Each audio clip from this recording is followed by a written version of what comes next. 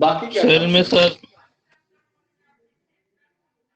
Soil profiles, sir soil profiles हुआ था। Malay बोल रहे हो? जी सर। केवल सॉइल प्रोफाइल हुआ था, सॉइल डेवलपमेंट नहीं हुआ था?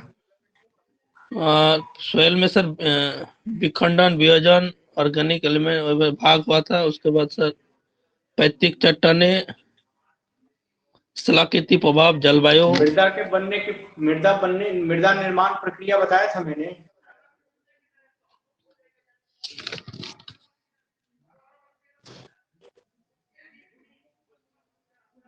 क्या मृदा निर्माण प्रक्रिया बताया था कि नहीं बताया था, ये बताओ। सर यहाँ पर थे फॉर्मेशन ऑफ सोयल। हाँ, फॉर्मेशन ऑफ सॉइल मृदा निर्माण प्रक्रिया है। मृदा तो बोला हो कैसे गया बनती सर। है ये बताया था। इसके जी बाद सर। सॉइल प्रोफाइल बताया था। जी सॉइल सर। क्लासिफिकेशन बाकी रह गया था मेरे ख्याल से। जी सर। हाँ, सॉइल क्लासिफिकेशन, ठीक है। मृदा वर्गीकरण, तो मृदा वर्गीकरण की जहां तक बात है तो मृदा वर्गीकरण के 3 बेसिक आधार हैं। एक तो ऐसी मिट्टियां जो जिस मतलब किसी भी क्षेत्र में उगने वाली मिट्टी को हम सामान्यतः 2 आधार पर विभाजित करते हैं। एक तो पहला जो है वो है क्षेत्रीय, यानी ऐसी मिट्टी जो किसी खास क्षेत्र में विकसित हो, ठीक है, क्षेत्रीय मृदा, ठीक है। इसको हम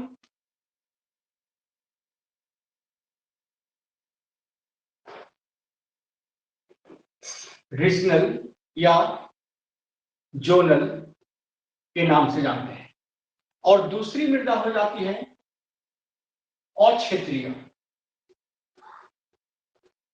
यानी ए जोनल, नॉन रीजनल, ठीक है, मृदा। तो ये 2 मृदाएं हैं, ठीक है।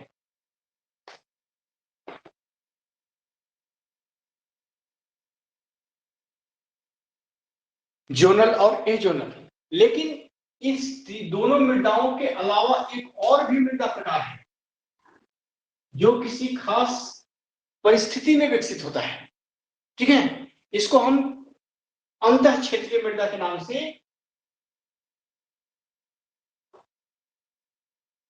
जानते हैं, अंतः क्षेत्रीय मृदा के नाम से जानते हैं, ठीक है।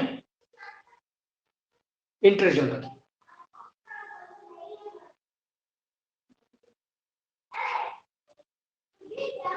ठीक है। तो एक्चुअली क्या है कि इंटरजोनल में इस दोनों तरह की विशेषताएं पाई जा सकती हैं, ठीक है। और इसके निर्माण की प्रक्रिया कुछ अलग ही होती है। अब जैसे कि पर्वतीय मिट्टी है, इंटरजोनल में पर्वतीय मिट्टी तुम रख सकते हो, ठीक है। पर्वतीय ढालों पर होती है, इसमें सॉइल प्रोफाइल कहीं विकसित नहीं होता है, ठीक है। अच्छा, इसी तरह से तुम्हारा नहीं, इसमें नहीं आता है पर्वतीय मिट्टी की सॉइल प्रोफाइल नहीं होता है। या इसको ऐसे भी कर सकते हैं, दूसरा नाम ये ले सकते हो समझने के लिए कि क्षेत्रीय मृदा जितनी होती है ये पार्श्विक मृदा होती है।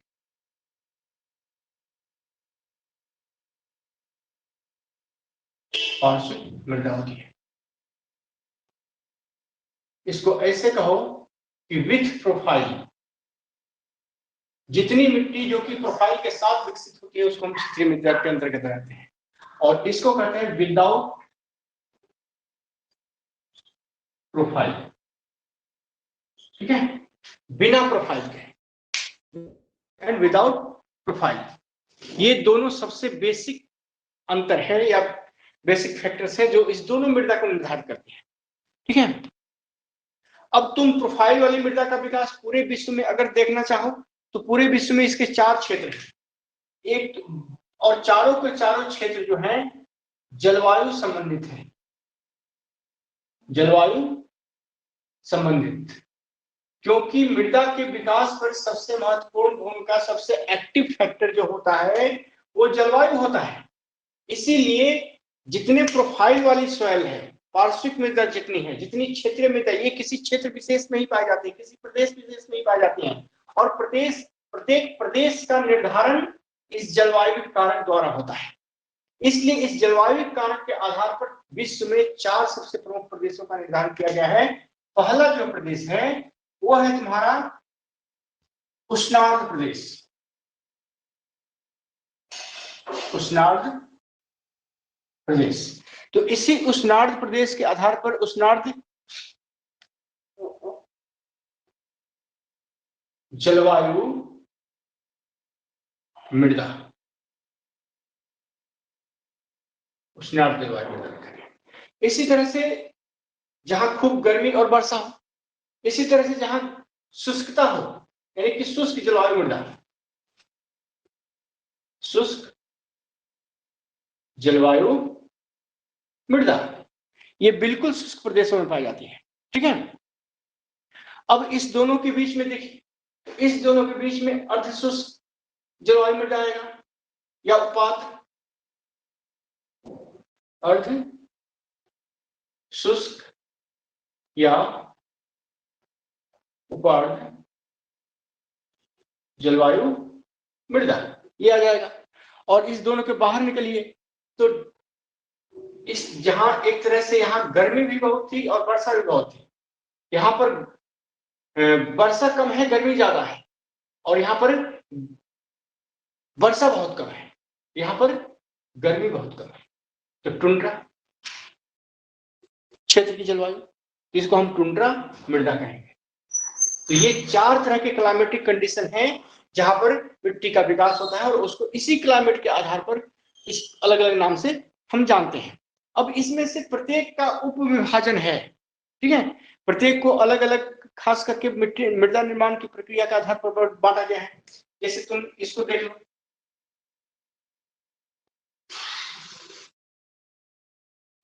इसमें भी 4 प्रकार हैं। ठीक है, पहला है तुम्हारा पोर्जो या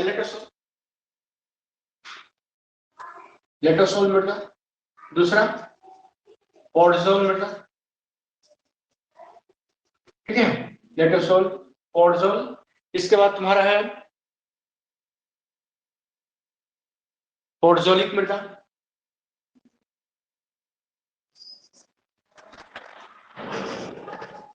ठीक है। इसी तरह से तुम्हारा पीली पोर्जोलिक,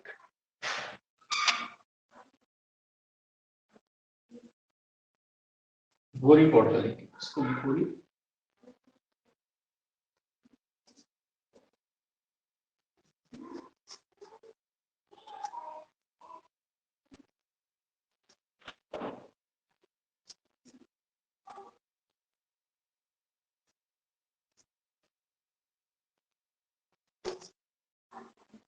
तो इस तरह से कई सब टाइप में हम इसको बांट सकते हैं।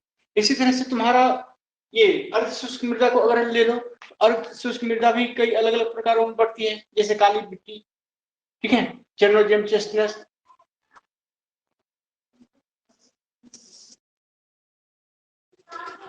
चेरनोजेम, ये काली मृदा होती है।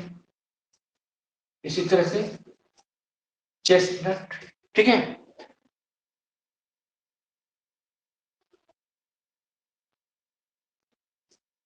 भूरी गहरी। इसी तरह से तुम्हारा चेस्टनट के अलावा भूरी मृदा के, ठीक है, ये आ रही है। शुष्क जलवायु मिट्टी को ले लो तो ये भी 2 तरह के होते हैं।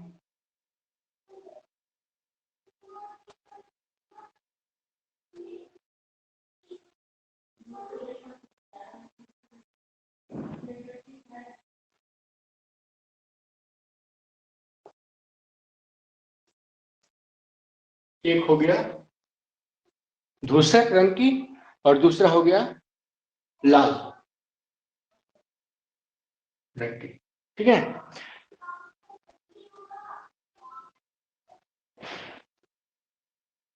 तो ये इनके सब टाइप्स हैं। अब आ जाओ, हाँ, तो ये जो तुम्हारा क्षेत्रीय, अब अक्षेत्रीय मृदा को हम की अगर हम बात करें तो अक्षेत्रीय मृदा जो होती है पूरी तरह से इसमें बिना प्रोफाइल की, कोई प्रोफाइल ही विकसित नहीं होता है। इसमें सारी की सारी मृदाएं चाहे वो किसी भी प्रदेश में हो, ये वाहित मृदा होती है, एक तरह से वाहित यानी ट्रांसपोर्टेड, परिवहित करके किसी दूसरे स्थान पर जब मिट्टी का जमाव हो जाता है तो हम इसको अक्षेत्रीय मृदा कहते हैं। इसका किसी उस क्षेत्र के चट्टानों से कोई मतलब ही नहीं होता है, उस क्षेत्र की चट्टानों की विशेषताओं से इसकी विशेषता मैच ही नहीं करती है, क्योंकि यह किसी दूसरे स्थान से बहाकर लाई गई होती है। बहाकर लाने की क्रिया तुम्हारा किसी भी प्रक्रम, भौतिक प्रक्रम द्वारा हो सकता है, ठीक है। ये भौतिक प्रक्रम जल हो सकते हैं, ये भौतिक प्रक्रम वायु हो सकती है, ये भौतिक प्रक्रम हिमानी हो सकती है, ये भौतिक प्रक्रम समुद्र हो सकते हैं। तो किसी भी भौतिक प्रक्रम द्वारा ये दूसरे स्थान से उठाकर लाई गई मिट्टी हो सकती है। इसके अलावा एक खास बात ये होती है, इसमें पर्वतीय मृदा ये कहीं से लाई नहीं गई होती है, उसी पर्वत पर विकसित होती है, लेकिन पर्वतीय ढाल की अधिकता के कारण इसकी गहराई, इसके प्रोफाइल्स विकसित होते ही नहीं है। जैसे ही मिट्टी ज्यादा मात्रा में बनती है तो वो मिट्टी नीचे की ओर सरक जाती है, तो सरक जाती है, जिसके चलते वो प्रोफाइल विकसित हो नहीं पाता है। तो यहाँ प्रोफाइल नहीं विकसित होने के कारण, क्योंकि ये मृदा निर्माण की प्रक्रिया बिल्कुल अलग है, इस तीनों से चारों से बिल्कुल अलग है, लेकिन चूंकि पर्वतीय ढालों पर रेगोलिथ के नीचे की ओर सरक जाने के कारण प्रोफाइल्स विकसित नहीं होते हैं, इसीलिए प्रोफाइल्स विकसित नहीं होने के कारण इसको अक्षेत्रीय मृदा वर्ग में रखा गया है, जबकि निर्माण की प्रक्रिया बिल्कुल वही है जो क्षेत्रीय मृदा वर्ग की है, लेकिन प्रोफाइल नहीं विकसित होता है, इसलिए इसको अक्षेत्रीय में रखा गया है। इतना याद रखिएगा, इसमें पर्वतीय मृदा एकमात्र ऐसी मृदा है जो प्रोफाइल विकसित करने की क्षमता रखती है, स्थान विशेष पर ही निर्मित होती है, वहां के चट्टानों के टूटने से निर्मित होती है, वहां के चट्टानों के गुण पाए जाते हैं इसमें, लेकिन प्रोफाइल विकसित नहीं होता है। और यही कारण है कि इसको नॉन प्रोफाइल सॉइल में रखा गया है, ठीक है। Profile soil and non, with profile and without profile, ये दो आपका था। अब इसी तरह से तीसरा अंतः क्षेत्रीय मृदा। अंतः क्षेत्रीय मृदा में जो होता है ये विशिष्ट परिस्थितियों में निर्मित होते हैं,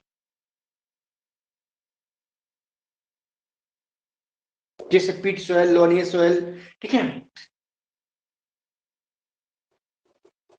विशिष्ट परिस्थितियों में मृदा निर्माण, जैसे लवणीय मृदा, ठीक है। इसी तरह से पीट मृदा, ठीक है। इनके निर्माण के भौतिक और रासायनिक, भौतिक, रासायनिक और जैविक प्रक्रम इसको विशिष्ट बना देते हैं, जो उस क्षेत्र की जलवायु से प्रभावित होता है कुछ हद तक, लेकिन इसमें इसका वितरण जो होता है जलवायु विशेष तक ही सीमित नहीं होता है, इतना याद रखिएगा। जलवायु से प्रभावित जरूर होते हैं, लेकिन वितरण पर जलवायु का कोई प्रभाव नहीं होता है, ठीक है। ये यही इसकी खास बात है। तो ये सारा जो मिट्टी है इसके अंतर्गत आता है। तो ये एक तरह से अनुभावी क्लासिफिकेशन है, ठीक है। ये एक क्लासिफिकेशन, एक अनुभावी क्लासिफिकेशन। मेरी आवाज जा रही है सबको? हाँ सर, आ रही है। ठीक, हाँ सर रिकॉर्डिंग हो रहा है ना सर? हाँ,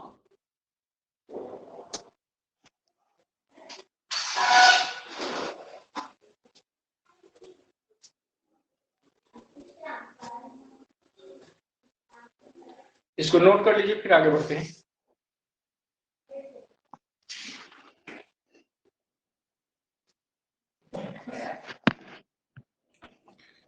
सर ये वाहित वाला जो ट्रांसपोर्टेड जो मृदा, इसमें समूह वाला का क्या होगा सर? इसका एक बार फिर से एक्सप्लेन कर दीजिए। क्या वाहित वाले में बोल रहे थे? ये सर ट्रांसपोर्टेड जो सॉइल है, इसमें सब टाइप है एक समूह का, जल, वायु, सब हिमानी, अरे समूह नहीं, समुद्र, समुद्र है, समुद्र, ये समुद्र है, ठीक है। ये भौतिक प्रक्रम है, ये सारे के सारे भौतिक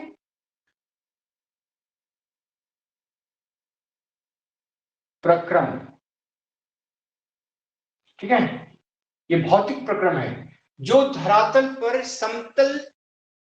समतलीकरण की क्रिया, धरातल पर समतलीकरण की क्रिया का प्रयास हमेशा करते हैं। और ये किसी भी क्षेत्र में जहां यह कार्य कर रहे होते हैं वहां के ऊपरी स्तर को, ऊपरी स्तर को काट कर किसी दूसरे स्तर पर ले जाकर निक्षेपित कर देते हैं, अपर्दन परिवहन और निक्षेपण की क्रिया करते हैं। ये भौतिक परिक्रम अपर्दन, परिवहन और निक्षेपण की क्रिया लगातार करते हैं। और इन्हीं के द्वारा ये जो निक्षेपण की क्रिया की जाती है, इसी निक्षेपण से उस क्षेत्र में मिट्टी का निर्माण होता है। जैसे गंगा घाटी में बनी जलोढ़ मृदा है ना, तो ये निक्षेपण का परिणाम है। ठीक है, इसी तरह से लोयस मृदा, यह वायु निक्षेपण का परिणाम है। ठीक है, इसी तरह से हिमोड़, हिमालय निक्षेपण का परिणाम है।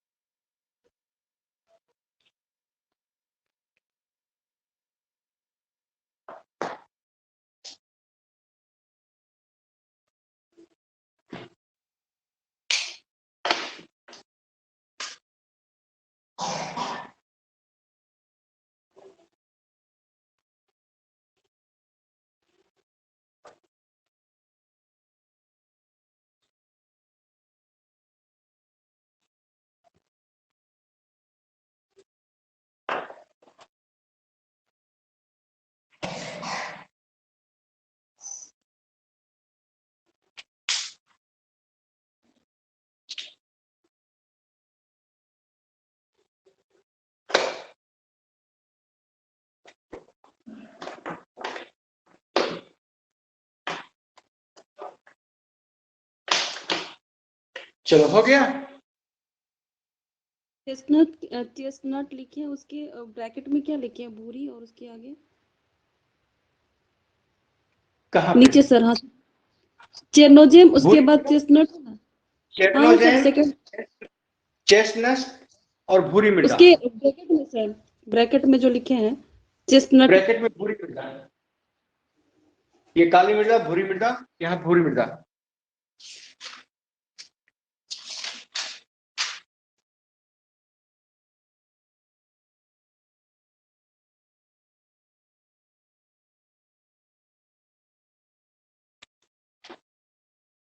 ये गहरी भूरी मृदा है।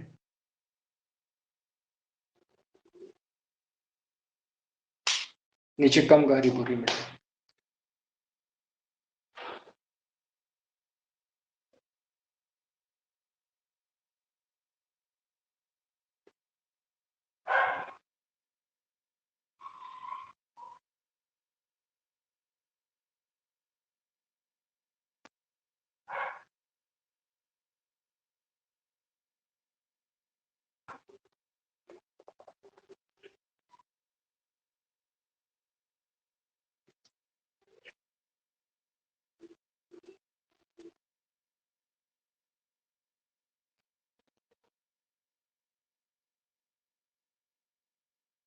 लगता है ज्यादा टाइम तुम लोग लोगे। मैं स्क्रीनशॉट भेज देता हूँ, बाद में लिख लेना।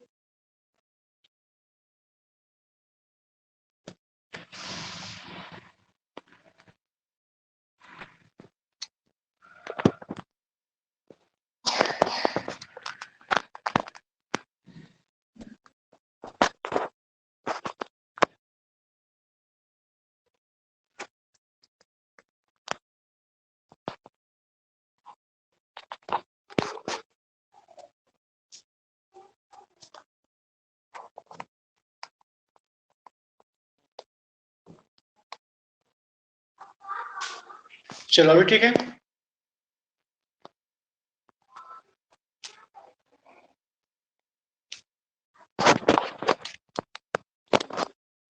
आगे बढ़ते हैं।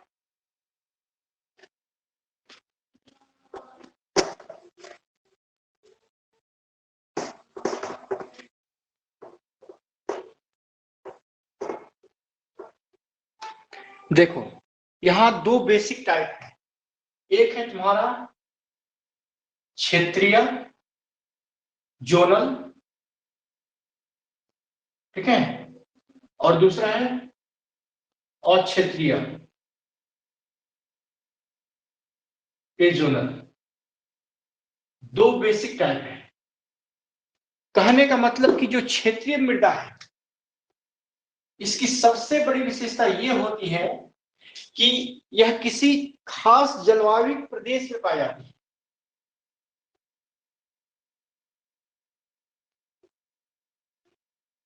जलवायु प्रदेश में विकसित, इसमें लिख लो विशिष्ट जलवायु प्रदेश में विकसित होती है, ठीक है, पहली विशेषता। दूसरे, जबकि अक्षेत्रीय को अगर हम देखें तो जलवायु प्रदेश से कोई संबंध नहीं होता है। इस जोनल में जलवायु प्रदेश से कोई संबंध होता ही नहीं है। ये किसी और प्रदेश की मिट्टी होती है, किसी और प्रक्रम द्वारा लाकर जमा कर दी जाती है, ठीक है। ये पूरी तरह से परिवहित मृदा होती है, परिवहित व निक्षेपित मृदा होती है, ठीक है। इसके परिवहन में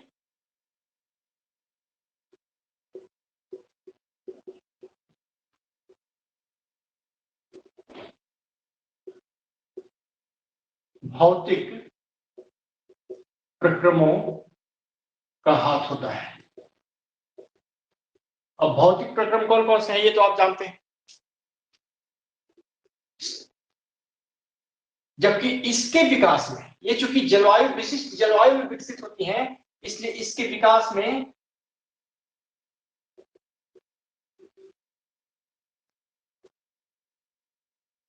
जलवायुविक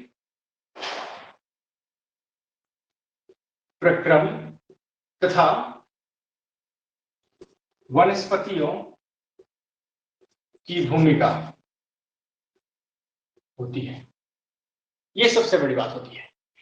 तीसरी सबसे बड़ी बात यह होती है कि इसमें सॉइल प्रोफाइल विकसित होते हैं।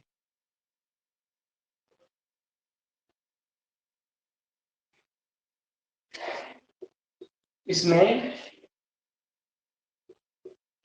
पैतृक चट्टानों के स्वस्थानी अपक्षयित होने के कारण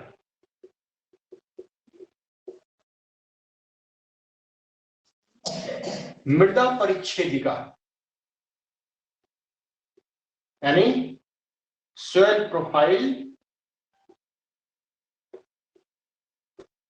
विकसित होता है, और यही इसकी सबसे बड़ी विशेषता है, ठीक है। Soil with soil profile, soil with non soil profile, ठीक है, विदाउट सॉइल प्रोफाइल कह सकते हैं। और इसमें सॉइल प्रोफाइल का विकास नहीं होता है, सीधी सी बात, ठीक है। और ये इसकी सबसे बड़ी दोनों की विशेषता है कि इसमें कोई सॉइल प्रोफाइल नहीं है और इसमें बाकायदे सॉइल प्रोफाइल होता है। और मृदा को देखकर हम ये जान सकते हैं कि प्रारंभ में यहाँ की चट्टानें किस तरह की रही थी, या ये सॉइल किस चट्टान के अपक्षयित होने से बनी है, इस बात का पता हमको लग जाता है। जैसे काली मिट्टी है, इसका मतलब है कि बेसाल्ट की अपक्षयित होने से बनी है, ठीक है। इसी तरह से अगर लेटराइट मिट्टी है, ठीक है, तो ये भी पता चल जाता है कि आंध्र प्रदेश में काली मिट्टी के ज्यादा मात्रा में अपक्षालन के कारण विकसित हुई है, ठीक है, तो वो अलग चीज उसमें आ जाएगा कैटेगरी में, ठीक है। तो ये सबसे बड़ी बात होती है कि इसमें सॉइल प्रोफाइल विकसित होते हैं और इसमें सॉइल प्रोफाइल विकसित नहीं होते हैं, यही इनका पहला मौलिक विशेषता है। दूसरी मौलिक विशेषता होती है कि इस पर जलवायु की प्रक्रियाओं का कोई प्रभाव नहीं होता है, इस पर भौतिक प्रक्रम का प्रभाव होता है, जबकि इस पर भौतिक प्रक्रम का प्रभाव नहीं होता है बल्कि जलवायु प्रक्रम का प्रभाव होता है। यहाँ लिखा है मैंने कि परिवहन में भौतिक प्रक्रमों का हाथ होता है, जबकि इसके निर्माण में, अच्छा लिखा हुआ है इसके निर्माण में जलवायु प्रक्रम और वनस्पतियों की भूमिका होती है, साफ लिखा हुआ है। तो ये बेसिक चीजें हैं जिसके आधार पर आप इसकी व्याख्या कर सकते हैं, ठीक है। तो ये चीजें हैं, ये दोनों सबसे मौलिक चीजें हैं। इसके अलावा और भी बातें हैं, ठीक है। इसमें दो सबसे प्रमुख वर्ग हैं, पेडाल्फर और पेडोकल, ठीक है।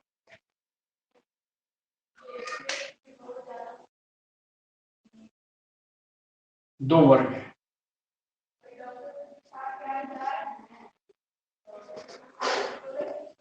पेडाल्फर और पेडोकल, ठीक है। पेडाल्फर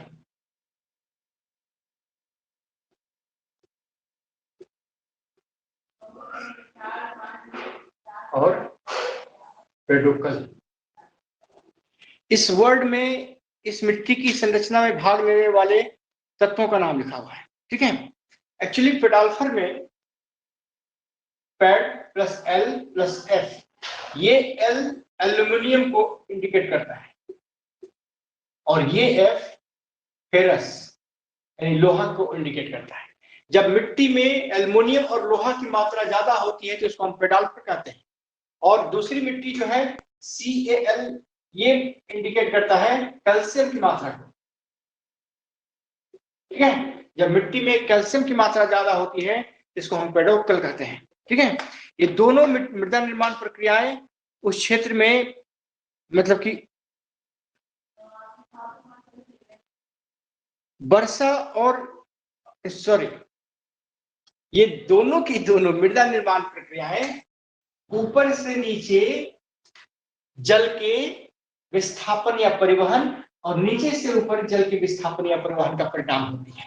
अगर ऊपर से नीचे जल का विस्थापन होता है तो यह दो क्षेत्रों में हो सकता है। मैंने अभी आपको दिखाया था क्लासिफिकेशन में कि ये एक क्षेत्र जो है, देख लीजिए, एक क्षेत्र जो है उष्णार्द्र हो सकता है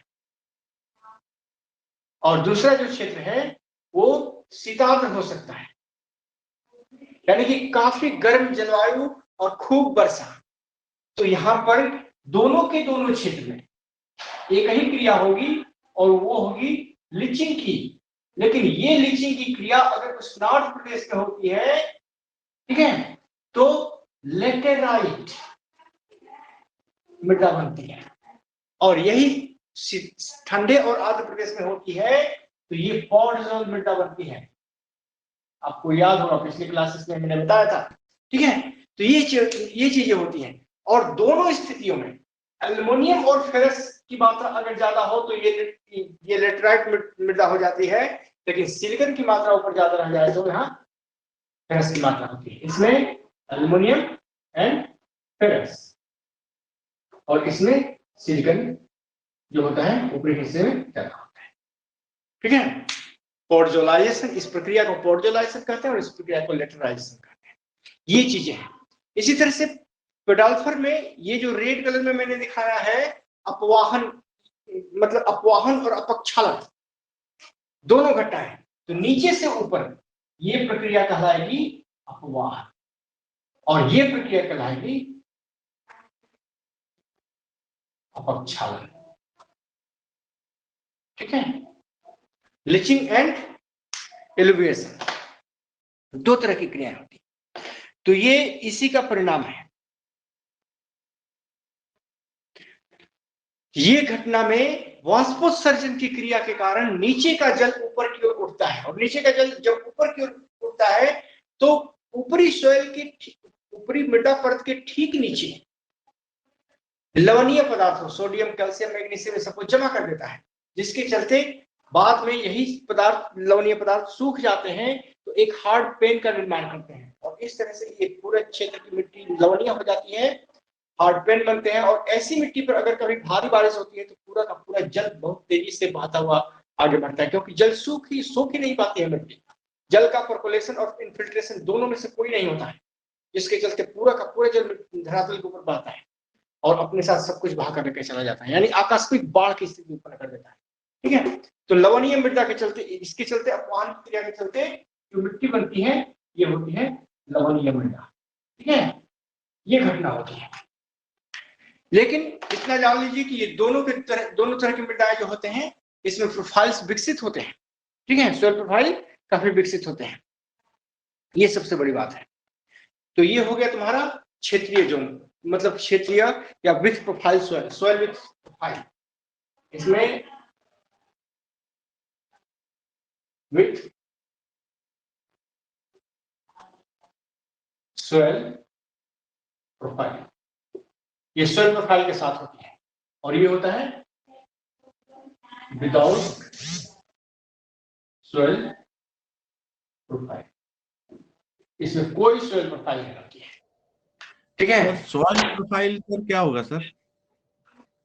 सोइल प्रोफाइल क्या होगा? क्या है सर सॉइल प्रोफाइल? अच्छा, पिछले क्लास में नहीं थे क्या तुम? सर इसमें तो आर्द्र वाला और उष्णाद्र वाला जो क्षेत्र में मृदा का निर्माण होता है वही नहीं, मैंने अपवाहन। तुम पिछले क्लास में थे या नहीं? Yes sir. फिर ये प्रॉब्लम नहीं होनी चाहिए। सॉइल प्रोफाइल का मतलब होता है कि जो मिट्टी बनती है एक के ऊपर दूसरी, दूसरे के ऊपर तीसरी, तीसरे के ऊपर चौथी, ए बी सी और डी 4 संस्तर में बनती है। डी संस्तर जो होता है पैतृक चट्टानें होती है, ये मतलब कि कठोर होती हैं, हार्ड होती हैं। जब जलवायु प्रभाव इस पर पड़ते हैं तो इसका अपक्षय होता है। अपक्षय की क्रिया कुछ भी हो सकती है, भौतिक अपक्षय हो सकता है, रासायनिक अपक्षय हो सकता है, जैविक अपक्षय हो सकता है। जब ये इस अपक्षय की क्रिया के कारण टूटती फूटती है तो टूटे फूटे रेगोलिथ को, जो कि बहुत महीन कणों में बदल जाते हैं टूट फूट कर, उसको रेगोलिथ कहते हैं। यही रेगोलिथ में जब जैविक गुणों का विकास हो जाता है तो इसको हम मिट्टी कहते हैं। ठीक है, अब रहा सॉइल प्रोफाइल का बात, तो ये मिट्टी कई संस्तरों में पाई जाती है और प्रत्येक संस्तर के अपने निश्चित गुण होते हैं। जैसे सॉइल बहुत हजारों लाखों साल तक जब किसी क्षेत्र में मिट्टी का निर्माण हो रहा होता है तो उस मिट्टी में सबसे ऊपरी संस्तर पर जैविक पदार्थों की अधिकता होती है, इसलिए इस संस्तर को जैविक संस्तर कहते हैं।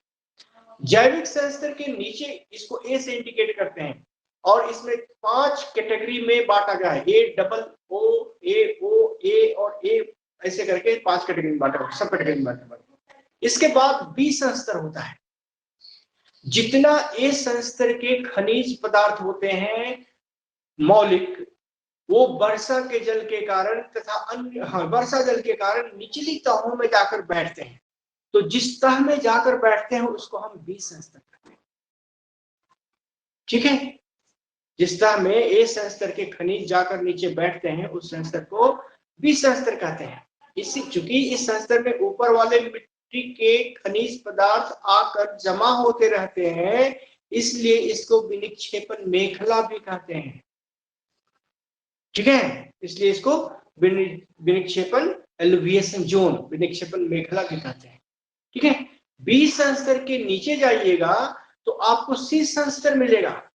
संस्तर में फ्रेश मृदा, मतलब कि केवल चट्टानें टूटी फूटी है, उसमें कोई भी जैविक गुण नहीं है और वो उस तरह की जो सॉइल पार्टिकल्स होते हैं वो मौजूद होते हैं। यानी डी का लेयर अभी अभी जब टूटा है और केवल चट्टानी गुण मौजूद है, कोई जैविक अंश वहां मौजूद नहीं हो, तो ऐसी संस्तर को हम सी संस्तर कहते हैं। और सी संस्तर के जब नीचे जाइएगा तो वहां पर हार्ड पेस हार्ड रॉक्स मिलती है, वही हार्ड रॉक्स जो टूटती फूटती है उसको हम पैतृक चट्टान कहते हैं, और उसके टूटने फूटने से मिट्टी बनता है। इस तरह से अगर किसी क्षेत्र में लगातार अपक्षय की घटना होती है तो इस तरह के अलग अलग संस्तर आपको पाए जाते हैं। इसी को हम संपूर्ण रूप में सोयल प्रोफाइल कहते हैं, मृदा परिच्छेदिका कहते हैं। ठीक है, और इस मृदा परिच्छेदिका में जो अलग अलग संस्तर हमने बताए उसको मृदा संस्तर कहते हैं, सोयल होरिजोन। ठीक है, और ये घटना किसी खास जलवायु प्रदेश में किसी खास जलवायु क्रिया के कारण होती है। ठीक है, लेकिन जब किसी प्रदेश में किसी दूसरे प्रदेश से भौतिक प्रक्रम द्वारा चट्टानों को अपरदित करके बहा करके और लाकर बिछा दिया जाता है, तो ऐसी बिछी हुई रेगोलिथ को, बिछे हुए जलोढ़ को, बिछे हुए मलबों को, बिछे हुए कणों को संपूर्ण रूप से अपार्श्विक मृदा कहते हैं, क्योंकि इनका निर्माण बहाकर लाकर बिछाने से होता है। इसलिए इसमें कोई सोयल प्रोफाइल नहीं होती है। पूरी की पूरी मृदा ऊपर से नीचे तक एक समान विशेषताओं वाली होती है। ठीक है, और दूसरी बात कि ऐसी मिट्टी में निचली चट्टानों की जो विशेषताएं होती हैं कहीं नहीं होती है, कोई तालमेल नहीं होता है निचली चट्टानों और इस तरह की मृदा में। ठीक है, तो एक तो सोयल प्रोफाइल नहीं होता है, दूसरा पैतृक चट्टानों से कोई संबंध नहीं होता है, जहां एक की थी वहां से काट कर बहा कर लाकर रख दी गई है, तो ये चीजें होती हैं। लेकिन इस तरह की मृदा जो है हमेशा देखा गया है कि ज्यादा उपजाऊ होती है। इस तरह की मृदा, सभी प्रकार की मृदा, सभी जलवायु क्षेत्र में विकसित होने वाली मृदा के अलग अलग गुण होते हैं। अब जैसे उष्णार्ध प्रदेश में जाइएगा तो यहाँ लिचिंग के चलते पॉडजोल मृदा का निर्माण होता है, पेडाल्फर सोइल पाए जाते हैं। ठीक है, और वही शुष्क प्रदेश में चले जाइएगा तो पेडाकोल सोइल पाए जाएगी। ये दोनों की दोनों कम उपजाऊ मिट्टी है। लेकिन वही आप उष्णार्ध प्रदेश में चले जाइएगा, लेस देन 100 सेंटीमीटर रेनफॉल वाले जलवायु प्रदेश में, तो आपको काली मिट्टी मिलेगी। कौन सी मिट्टी मिलेगी? काली मिट्टी मिलेगी, और वो काली मिट्टी बेसाल्ट के अपक्षय से बनी होती है। पूरा का पूरा सोयल प्रोफाइल विकसित होता है, गजब की उपजाऊ मतलब उपजाऊ क्षमता होती है। ठीक है, तो ये उस उष्णार्ध प्रदेश की मिट्टी है। इसीलिए इसकी क्लासिफिकेशन को हमने 4 कैटेगरी में दिखाया है। ठीक है, तो ये चीजें होती हैं। और हाँ, यहां से मैं बता दूं कि एक क्वेश्चन, 1 से 2 क्वेश्चन गारंटेड है, और ये गारंटेड क्वेश्चन में से एक क्वेश्चन जो है आपका आएगा सोयल प्रोफाइल से, सोयल प्रोफाइल और उसकी विशेषताएं। ठीक है, और दूसरा जो क्वेश्चन है इसमें से ये जो प्रकार आप देख रहे हैं और किस प्रदेश में पाई जाती है, कौन सी जलवायु विशेषता पाई जाती है, मृदा निर्माण प्रक्रिया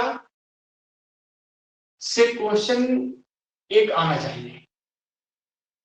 मृदा निर्माण प्रक्रिया से एक क्वेश्चन आपका रहेगा, और दूसरा क्वेश्चन, तीसरा क्वेश्चन मृदा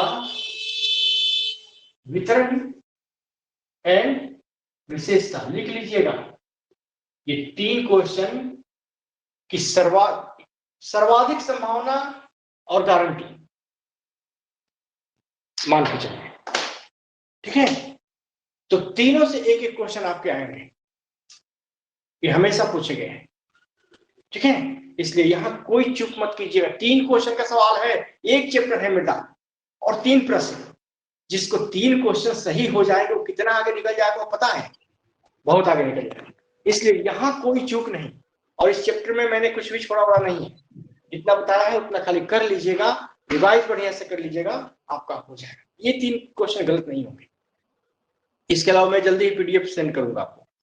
ठीक है, अभी तक इकोनॉमिक वाला ही पीडीएफ आपका बन रहा है, वो लगभग पूरा हो गया है।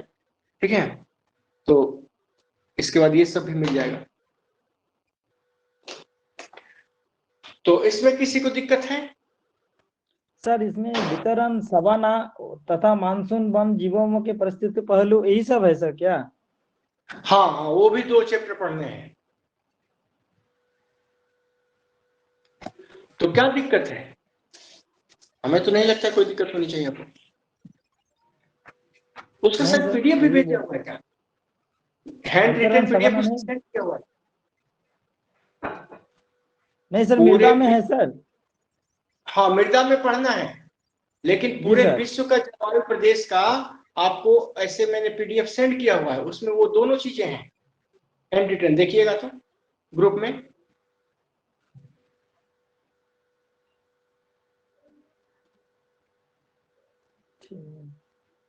तो सोयल वाले में ही था ना ये सवाना और मानसून? नहीं सर, सर ये वितरण विश्व सवाना के तथा प्राकृतिक प्रदेश का वो भेजे हैं सर। विश्व के प्राकृतिक प्रदेश भेजा है ना? हाँ जी सर। सर। हाँ, तो उसी में ये दोनों है, सवाना और मानसून ही है। तो वहां से भी एक क्वेश्चन आपका रहेगा, निश्चित है बहुत आसान, छोटा सा ही है। इसको मैं मिटाता हूं।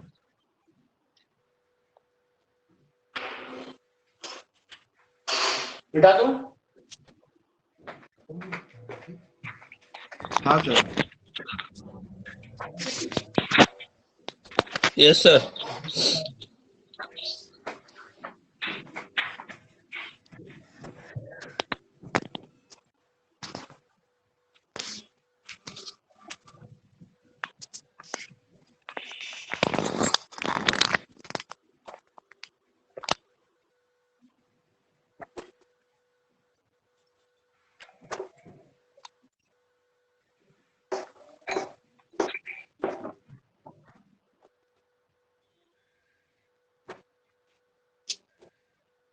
चलो आगे बढ़ते हैं।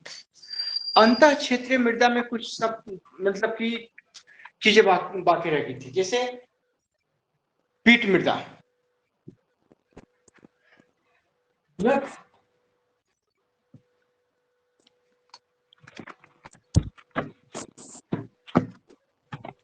हाँ, तो मैंने बताया था कि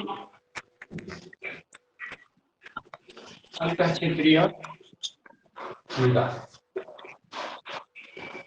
पीट, लवणीय, इसकी एक ही विशेषता है कि इस पर जलवायु का प्रभाव नहीं होता है, बल्कि इसका जो निर्माण होता है सॉइल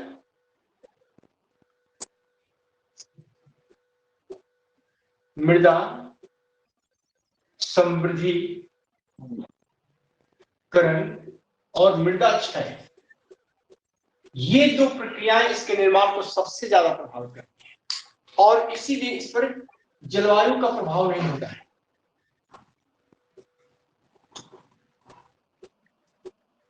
बल्कि मृदा निर्माण कारक है, मृदा समृद्धिकरण और मृदा क्षरण, मृदा क्षय का प्रभाव होता है। ठीक है,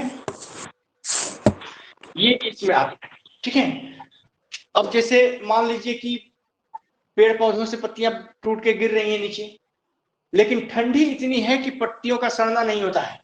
ठीक है, तो ये जल्दी ह्यूमस में कन्वर्ट नहीं होता है और इसी तरह से उसमें जमा रहता है, और इसके चलते पीट मृदा का निर्माण होता है। इसी तरह से लवणीय मृदा शुष्क प्रदेशों में क्या हो, दोनों खा लीजिए। इसी तरह से शुष्क मृदा है। तो शुष्क मृदा जो है, माइक ऑफ रखिए आप लोग। शुष्क मृदा जो है, शुष्क क्षेत्रों में जो नीचे से ऊपर की ओर अपवाहन की क्रिया होती है, वाष्पीकरण की घटना के कारण उसमें निचली संस्तरों में आकर लवणीय पदार्थ जमा हो जाते हैं, इसके चलते मिट्टी का निर्माण होता है। तो ये चीजें होती हैं, यहाँ मृदा निर्माण प्रक्रम सबसे ज्यादा हावी होते हैं, खास करके मृदा क्षय और मृदा समृद्धिकरण। देखो ये बहुत सिंपल सी बात है, जब मिट्टी में कोई नए पदार्थ मिला दिए जाते हैं और मिट्टी के गुण बदल जाते हैं तो मृदा समृद्धिकरण होगा। और जब मिट्टी से कुछ पदार्थों को हटा दिया जाता है और मृदा के गुण बदल जाते हैं तो मृदा क्षय। ठीक है, ये बहुत सिंपल से मतलब की बातें हैं। खैर, इसके बाद हमको देखना था, क्या मैं सोच रहा था, हाँ, सॉइल क्लासिफिकेशन में एक और बात है, और वो क्लासिफिकेशन खास करके अमेरिकन सॉइल डिपार्टमेंट ने दिया था 1975 में। ठीक है, मृदा वर्गीकरण योजना। मृदा वर्गीकरण योजना 1975 यूएस सॉइल डिपार्टमेंट। ठीक है, यूएस का मृदा विभाग जो है इसने दिया था। ठीक है,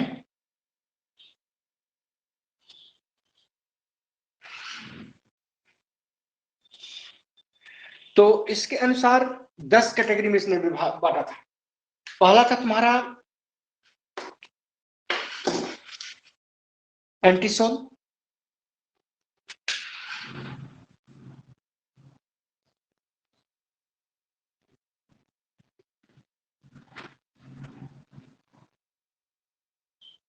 ठीक है, और एंटीसोल की सबसे बड़ी विशेषता ये थी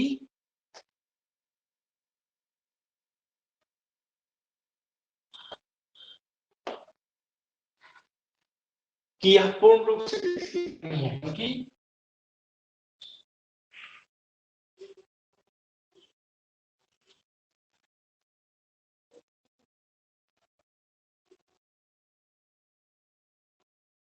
न ही मृदा परिच्छेदिका होती है। तो अब बताओ कि ये पूर्ण रूप से विकसित मृदा में नहीं है और ना ही इसमें कोई मृदा परिच्छेदिका पाई जाएगी। तो ये मिट्टी किस प्रकार की मिट्टी होगी जी? सीधी सी बात है, ये परिवहित मिट्टी होगी। ठीक है, और इसका पैतृक चट्टान से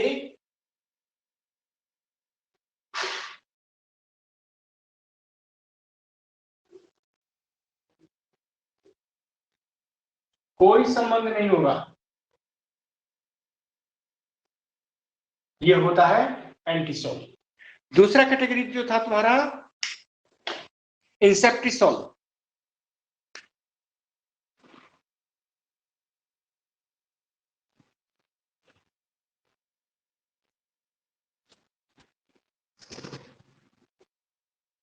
ठीक है, इंसेक्टिसोल जो है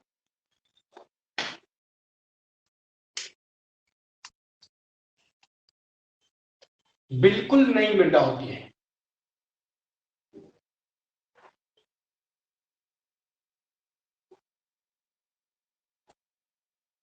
सॉइल प्रोफाइल होता है लेकिन कम विकसित होता है। और अगर सॉइल प्रोफाइल होगा और कम विकसित होगा तो उस कंडीशन में होगा और कम विकसित होगा तो उस कंडीशन में इसका मतलब क्या है कि पैतृक चट्टानों से गहरे संबंध होते हैं। चट्टानों से गहरे संबंध,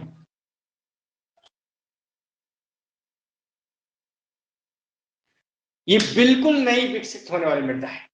ठीक है, इसको नई मृदा कह सकते हैं। ये प्रादेशिक मृदा होती है, पैतृक चट्टानों से गहरे संबंध होते हैं। ठीक है, तो एक तरह से ये भी कह सकते हैं कि मृदा निर्माण की प्रक्रियाओं का अनुसरण करता है। ठीक है, ये भी होता है। खैर, आगे बढ़ते हैं। तीसरा जो टाइप है ये हिस्टोसोल है।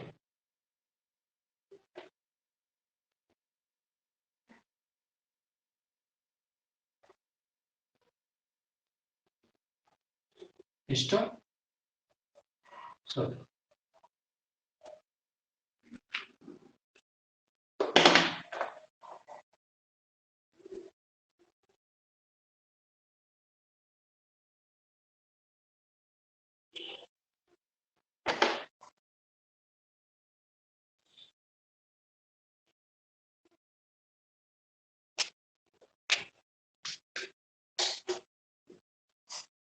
ये पूर्णतः जैव प्रक्रिया से निर्मित मृदा है, इसलिए इसको हम जैविक मृदा भी कहते हैं। ठीक है, जैविक मृदा, ऑर्गेनिक सॉइल।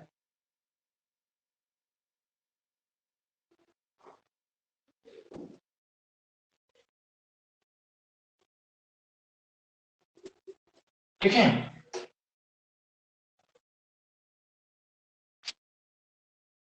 खास करके ऊपरी भागों में जैविक पदार्थों की अधिकता के कारण इसका सॉइल प्रोफाइल से संबंध होता है। सॉइल प्रोफाइल से संबंध होता है, यानी कि यह एक क्षेत्रीय मृदा है, ये भी कह सकते हैं। ठीक है, ये 3 हो गए। चौथा देखिए, चौथा है आपका ऑक्सीसॉल।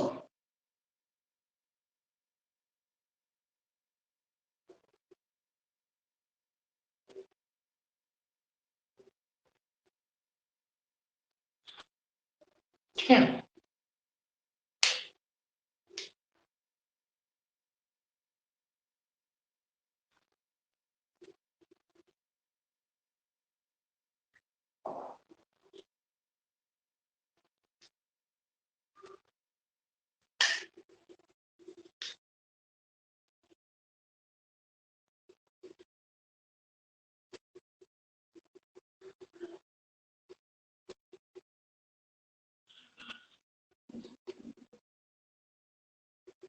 ये अपक्षयिक पदार्थों से निर्मित होती है, लेकिन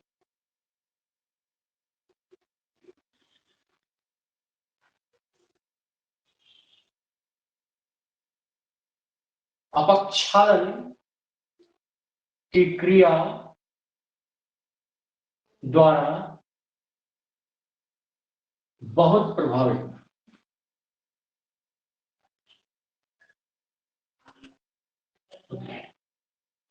ये बनती तो है पैटर्न चट्टानों से, लेकिन अपक्षालन की क्रिया बहुत अधिक प्रभावित कर देते हैं इसको। ठीक है, तो इस तरह की मृदा को किस तरह के क्षेत्र में रखेंगे जी? अभी क्लासिफिकेशन जो बताया था उसमें उष्णार्द्र जलवायु में बनने वाली मृदा इसी कैटेगरी में आएगी। ठीक है, उष्णार्द्र मृदा प्रकार इसी में आएगा। ठीक है, यहां लिचिंग प्रोसेस ज्यादा पाएंगे, तो केवल उष्णार्द्र नहीं बल्कि शीताद्र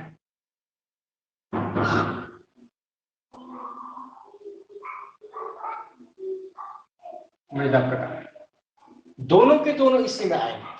ठीक है, ये चीजें होंगी। आपको ये कह सकते हैं कि पैतृक चट्टानों से गहरे संबंध होते हैं।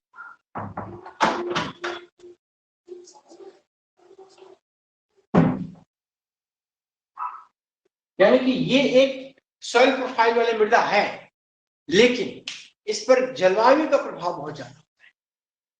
ठीक है, इसी तरह से 5वां प्रकार जो है अल्टीसोल। हाँ, अल्टीसोल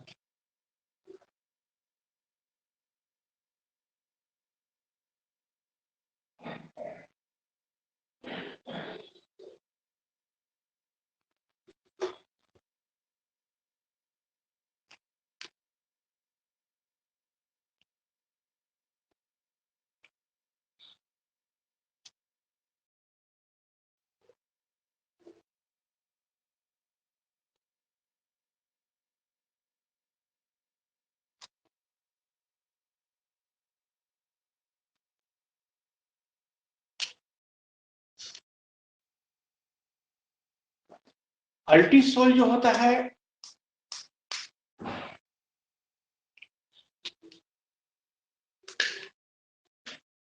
ये इसी का दूसरा रूप है, लेकिन ये भी अपक्षयित पदार्थों से बनता है, लेकिन ये जो अपक्षालन की क्रिया होती है इसमें कम प्रभावी होती है।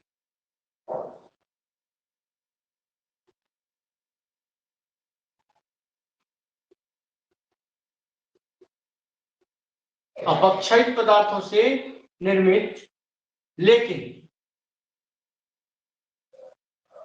अपक्षालन की क्रिया द्वारा कम प्रभावित।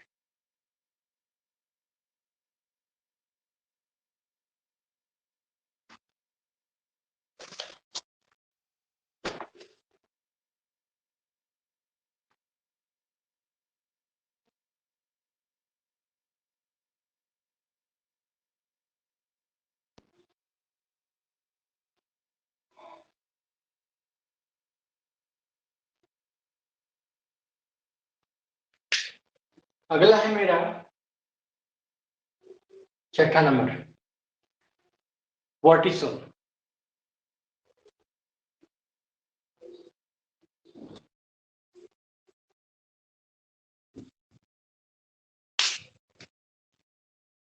वर्टिसोल जो है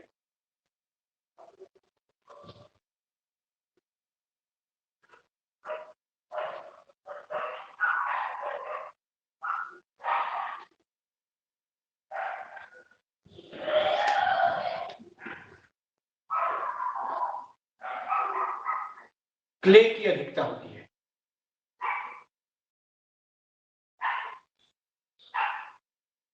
और क्ले की अधिकता जिस मिट्टी में ज्यादा होगी वह मिट्टी वर्षा के जल के साथ वर्षा जल के मिलने पर या जल के मिलने पर फैलती है, और जैसे ही धूप मिलता है वाष्पीकरण की क्रिया ज्यादा हो जाती है तो सारा वाष्प जल निकल जाता है और ये मिट्टी सूखने लगती है। तो फैलने और सूखने की घटना ज्यादा होती है। तो जब ये सूखती है तो इसका आयतन घटता है और मिट्टी में दरारें पड़ जाती हैं। तुम जलोढ़ क्षेत्र में भी जाओगे तो अगर जलोढ़ में क्ले की अधिकता है तो मिट्टी में तुमको सूखने के साथ कई दरारें दिखेंगी। तुम काली मिट्टी के क्षेत्र में भी जाओगे तो जैसे ही मिट्टी सूखती है तो कई दरारें उसमें मिलती है। इसको हम रेगुल मृदा के नाम से जानते हैं। काली मृदा क्षेत्र में इसको हम रेगुल मृदा कहते हैं, लेकिन ये घटना जलोढ़ मृदा क्षेत्र में भी देखने को मिलती है जब मृदा में क्ले की अधिकता होती है। तब खास करके जितनी भी नदी घाटियां हैं विश्व में उनके समीपवर्ती क्षेत्रों में इस तरह की काली मतलब कि इस तरह की क्ले की अधिकता के कारण मिट्टी का निर्माण होता है। इसको हम वर्टिसोल कहते हैं। तो सीधा याद रखिए कि वर्टिसोल सॉइल जो है ये क्ले की अधिकता वाली सॉइल है, और जिस मिट्टी में भी क्ले की अधिकता रहेगी ये काफी उपजाऊ मिट्टी होती है। काफी उपजाऊ मृदा वर्ग में आता है, ठीक है, क्ले की अधिकता के लिए। इसी तरह से अगला है मेरा वर्टिसोल के बाद एंटीसोल तो हो गया, स्पोटोसोल।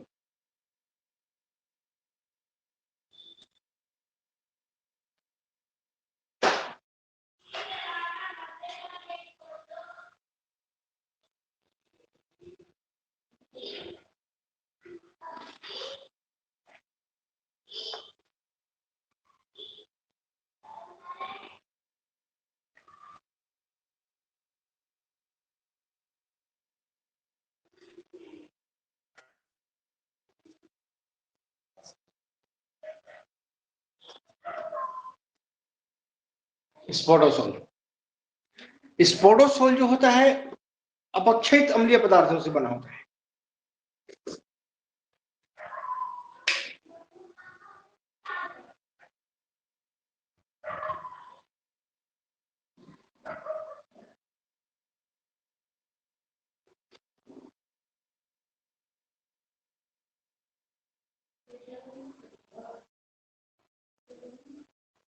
अपक्षयित अम्लीय पदार्थ से जो मिट्टी बनती है उसको हम स्पोटोसोल कहते हैं।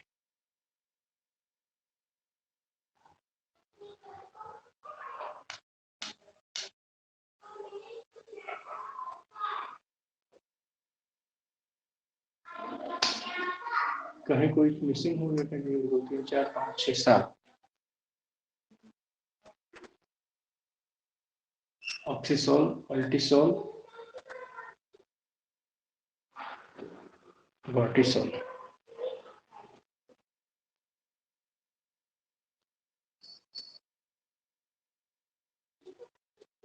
अल्टीसोल,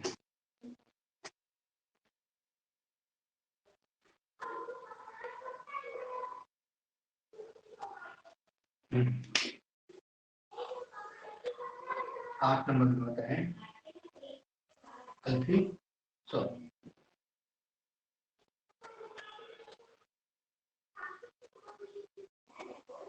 ठीक है। अल्फीस जिस तरह से स्पोडोसोल में अपक्षयित अम्लीय पदार्थ की अधिकता होती है, उसी तरह से अल्फीसोल में अपक्षयित क्षारीय पदार्थों की अधिकता होती है।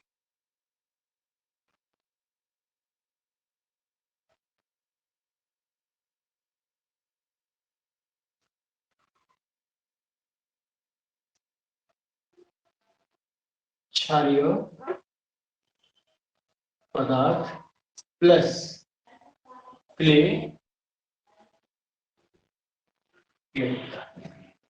ठीक है। और ये दोनों की दोनों सोयल जो है, सोयल प्रोफाइल वाली मृदा है। इस दोनों में सोयल प्रोफाइल विकसित होते हैं। ठीक है, ये लिख रहे हो क्या?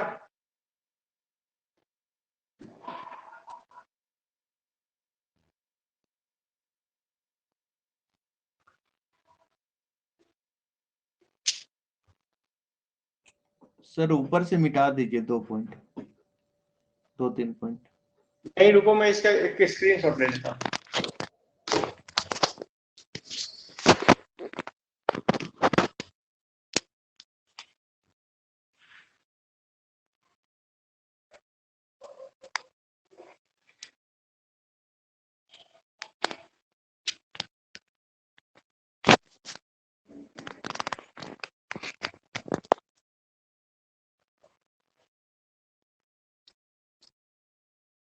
चलो अब ऊपर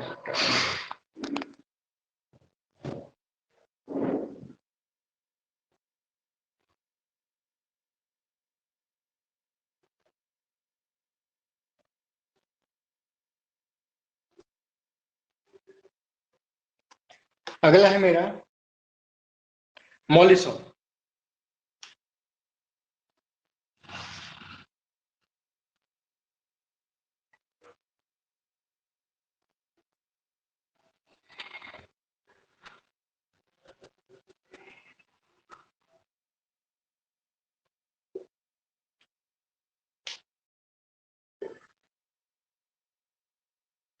मॉलिसोल,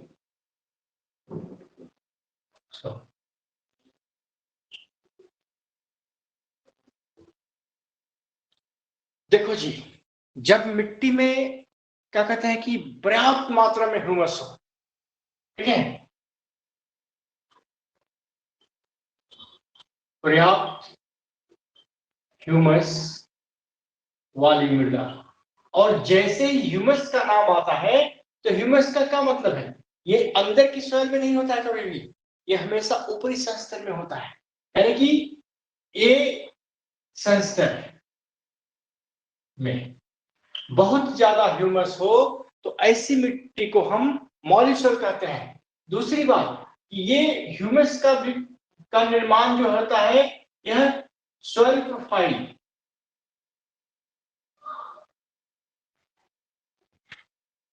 वाली मृदा में होता है, इतना याद रखना। दूसरी बात कि ह्यूमस इतना अधिक होते हैं कि पूरी की पूरी मिट्टी काली दिखती है। तो ह्यूमस की अधिकता के कारण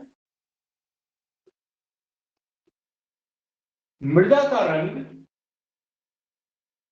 काला होता है, और तब ऐसी मृदा को हम मॉलिसोल कहते हैं। ठीक है, और इस तरह की मृदा, काले रंग की मृदा, काली मिट्टी को चेरनोजेम कहते हैं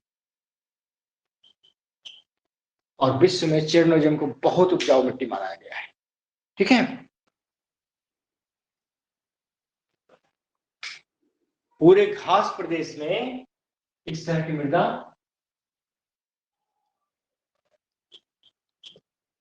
मिलती है। काला सागर का नाम सुने?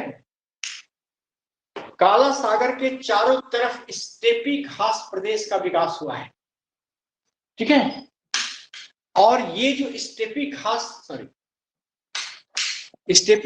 जो विकास हुआ है, उस स्टेपी घास में घास की अधिकता के कारण ऊपरी मिट्टी जो है, ऊपरी मिट्टी में ह्यूमस की मात्रा बहुत ज्यादा है। क्योंकि ये प्रदेश एक शीतोष्ण प्रदेश है, ठंडी का प्रभाव बहुत ज्यादा होता है, गर्मी भी होता है लेकिन ठंडी का प्रभाव भी होता है। तो ठंडे के सीजन में क्या होता है कि ह्यूमस जो होता है पूरी तरह से विकसित नहीं हो पाता है, मिट्टी में वैसे ही जमा रहता है, जिसके चलते उस मिट्टी में ह्यूमस की मात्रा ज्यादा हो जाती है। क्योंकि अगर ह्यूमस ज्यादा सड़ गल जाए तो जल्दी ही मिट्टी में मिल जाता है, और इस तरह से इस ह्यूमस की अधिकता के कारण इस प्रदेश की मिट्टी का रंग काला हो गया है। और इस प्रदेश की नदियां जब काला सागर में गिरती हैं तो इसी मिट्टी को अपने साथ बहा कर लेकर जाकर काला सागर में गिरती हैं। काली मिट्टी के कारण उस सागर के जल का रंग काला हो गया है, इसीलिए इसको काला सागर कहते हैं। जैसे पीला सागर चीन के उत्तरी हिस्से में जो मंगोलियाई क्षेत्र है, जहां से यांगत्से कियांग गुजरती है, उस प्रदेश में ह्यूमस का जो गोभी का मॉइस्चर है, सॉरी हाँ, उस क्षेत्र के मिट्टी को लेकर बहती है और वो मिट्टी पीले रंग की है। इसलिए जब वो मिट्टी क्या कहते हैं प्रशांत पर गिरती है या किसी के द्वारा, तो पूरा का पूरा क्षेत्र जापान और चाइना के बीच का जो समुद्री हिस्सा है वो पीला रंग का हो जाता है, पीले मिट्टी के कारण, इसलिए इसको पीला सागर कहते हैं। तो काला सागर, पीला सागर, इस दोनों के रंग का कारण जो है मिट्टी है। ठीक है, लेकिन लाल सागर के रंग का कारण मिट्टी नहीं है, क्या है? सर शैवाल। हाँ, सही आंसर है। लाल रंग के शैवाल की अधिकता के कारण लाल सागर का पानी लाल दिखता है, जबकि लाल नहीं है, लाल शैवाल के कारण लाल दिखता है। ठीक है, चलो आगे है एरिडोसॉइल। एरिडोसॉइल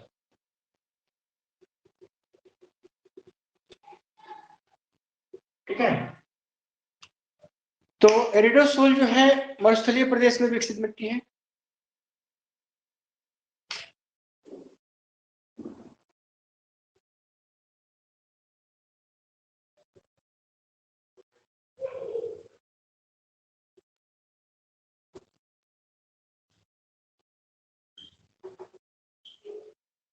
को हम एरिडोसॉइल कहते हैं। एरिड सॉइल, शुष्क प्रदेश की मिट्टी, ये उसके नाम से ही है।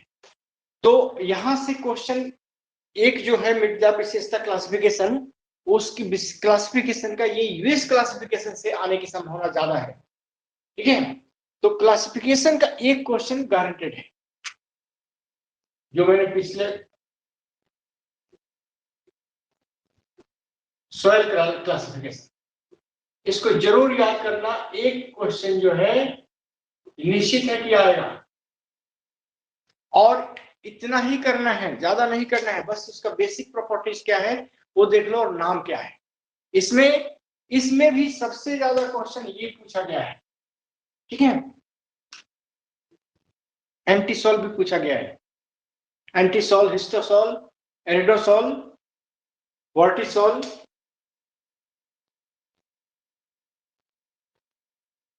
अपक्षयित पदार्थों, देख लेना, कोई ज्यादा नहीं है।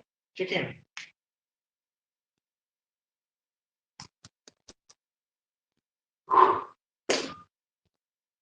तो ये तुम्हारा मृदा का चैप्टर पूरा होता है। किसी और कोई क्वेश्चन पूछना है?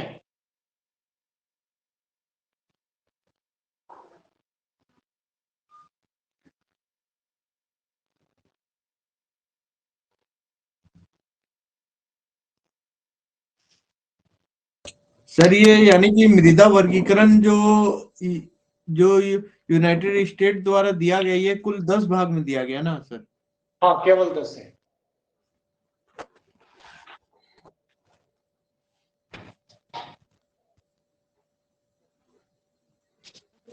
तो एक तरह से तुम देखो तो ये जो मिट्टी है मॉलिसॉल, ये शीतोष्ण क्षेत्र की मिट्टी है।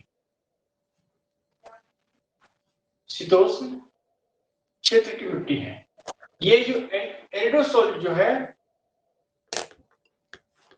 प्रदेश की मृदा है, क्योंकि शुष्क प्रदेश में ही क्षारीय और लवणीकरण की घटना होती है। शीतोष्ण प्रदेश में ही पर्याप्त मात्रा में ह्यूमस, मतलब घास प्रदेश में पर्याप्त मात्रा में ह्यूमस मिल पाते हैं। ठीक है, इसको तुम घास प्रदेश की मृदा भी कह सकते हो। घास प्रदेश की मृदा, ठीक है। खास करके स्टेपीज, प्रेरीज, पूरे विश्व में जितने हैं प्रेरी, पंपाज, स्टेपीज, ये सारे घास प्रदेश में यही मृदा मिलेगी, घास प्रदेश की। यानी कह सकते हो प्रेरी, पंपास, स्टेपी। स्टेपी में सबसे ज्यादा चढ़ मिलती है। स्टेपी, तुम्हारा वेल्ड, डाउन्स, इन सभी के सभी घास प्रदेश में ये मिट्टी खास तौर पर मिलती है। इसीलिए क्वेश्चन पूछता है कि घास प्रदेश में निम्न में से कौन सी मिट्टियां मिलती हैं? तो चेरनोजेम कहा गया है? चेरनोजेम पहले लिखा है जी, हाँ यहाँ लिखा है चेरनोजेम मिट्टी मिलती है। और ये क्वेश्चन सबसे ज्यादा क्वेश्चन पूछा गया है। ठीक सर है, एक चेरनोजेम क्वेश्चन था हाँ, कि विश्व में सर्वाधिक उपजाऊ मिट्टी कौन सी है सर? ऑप्शन क्या दिए थे? सर इसमें ऑप्शन था, एक ऑप्शन था चेस्टनट।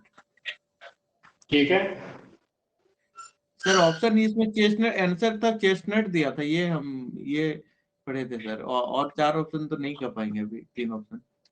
अच्छा अगर ऐसा पढ़े थे तो किताब कौन थी? लोकल किताब की बात करते हो तो उसकी कोई गारंटी नहीं है। ठीक है, उसमें गलत आंसर हो सकते हैं। चेरनोजेम है या फिर काली मृदा है। विश्व की सर्वाधिक मिट्टी, उपजाऊ मिट्टी में चेरनोजेम, काली मृदा और जलोढ़ मृदा। ठीक है, इसमें से काली मृदा और चेरनोजेम मृदा जो है ये पार्श्व वाली मृदा है। मृदा पार्श्व पाए जाते हैं और जलोढ़ मृदा में मृदा पार्श्व नहीं पाए जाते। विश्व की 3 सबसे बृहद, सबसे ज्यादा उपजाऊ मिट्टी है। इसके अलावा कोई अगर कहता है तो गलत कहता है।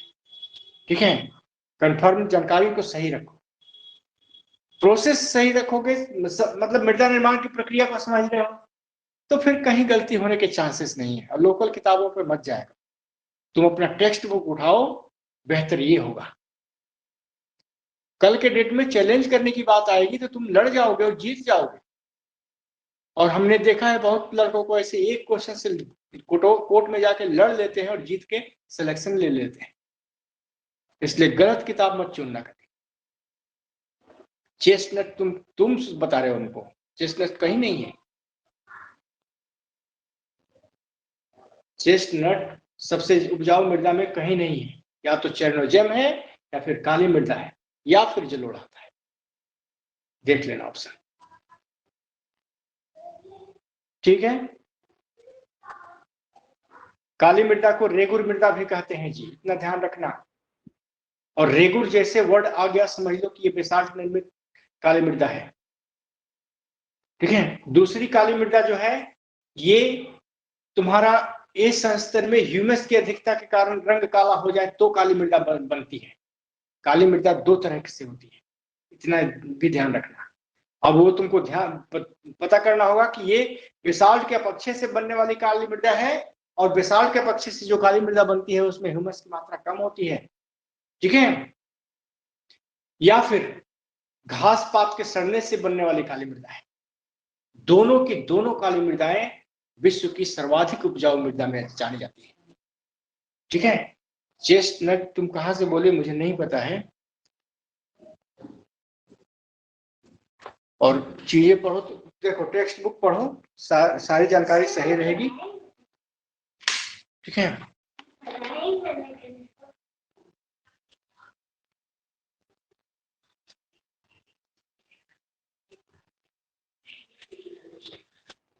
सर हाँ, तो मानसून वन जीवों के पारिस्थितिक पहलू में कौन कौन पढ़ना होगा सर? चलो कल इसे ही पढ़ लेते हैं। मानसून जीवों में जितना मानसून जलवायु की क्या कहते हैं जीवोम है, मानसूनी जलवायु वाली विशेषता वाला क्षेत्र देखना होगा।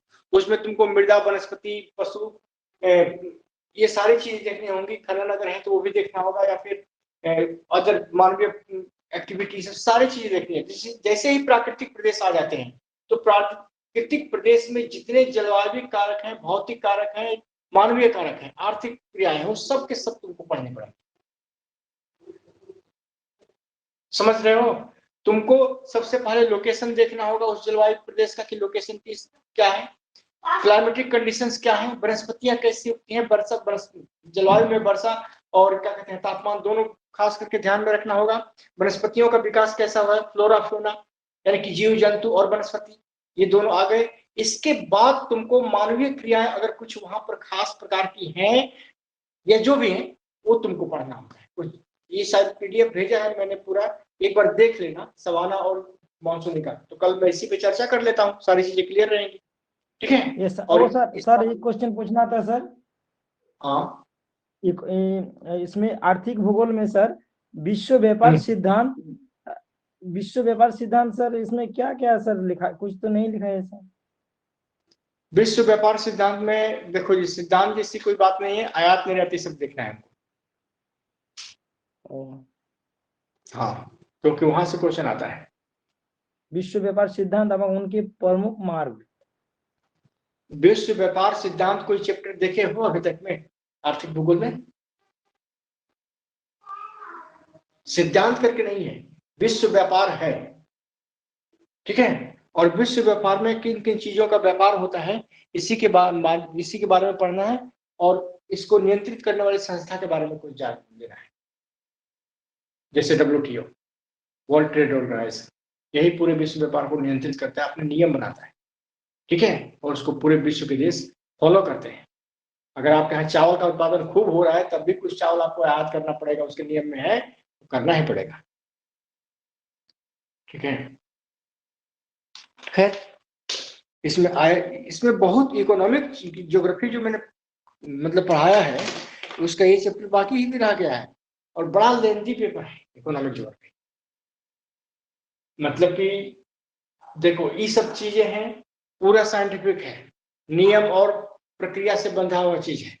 एक बार अगर समझ ले गए पूरी जिंदगी ये खत्म नहीं होगा, इसमें तुम कुछ भी डेवलप कर सकते हो। लेकिन इकोनॉमिक ज्योग्राफी में हर साल प्रोडक्शन बदल जाएगा, तुमको ये चीज हमेशा खोजनी पड़ेगी।